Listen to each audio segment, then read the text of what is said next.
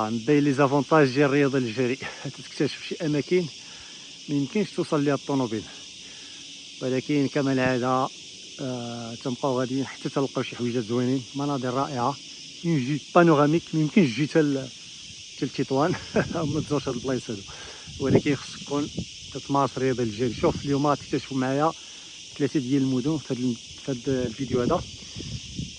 مدينه مارتيل،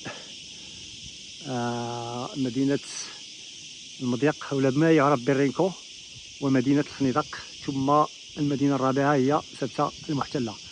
بقاو معايا حتى اخر فيديو.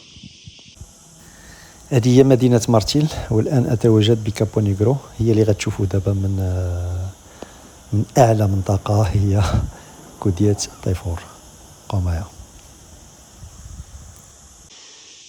تبارك الله، هذه هي تطوان، ها مارتيل.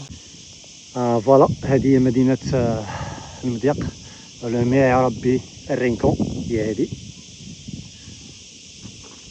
اما تطاشي شويه مع البحر لا كورنيش كتوصل لمدينه الفنيدق ثم سبته المحتله.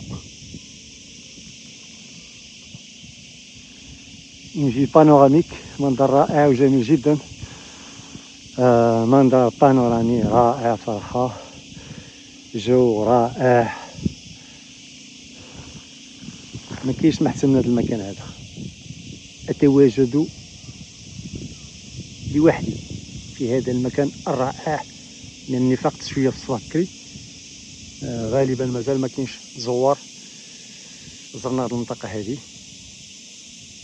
واحد 6 كيلومتر من المكان التي أتواجد فيه هو كابو نيغرو.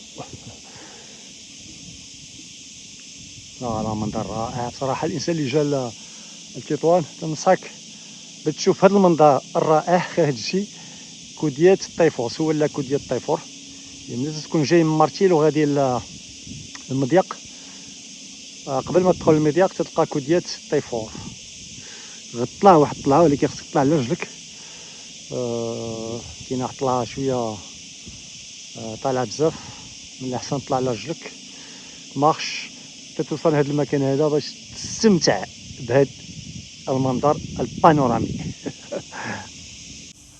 بالنسبة للمكان، هو مكان محروس 100%، فيه الدرك الملكي، فيه القوات المساعدة، فيه البحرية الملكية من ناحية البحر، ولكن ميمكنش تطلع بالطوموبيل، ما تيخليوش الناس يطلعوا بلي فواتور، فقط الناس اللي تيمارسوا الرياضة الجري أو المشي.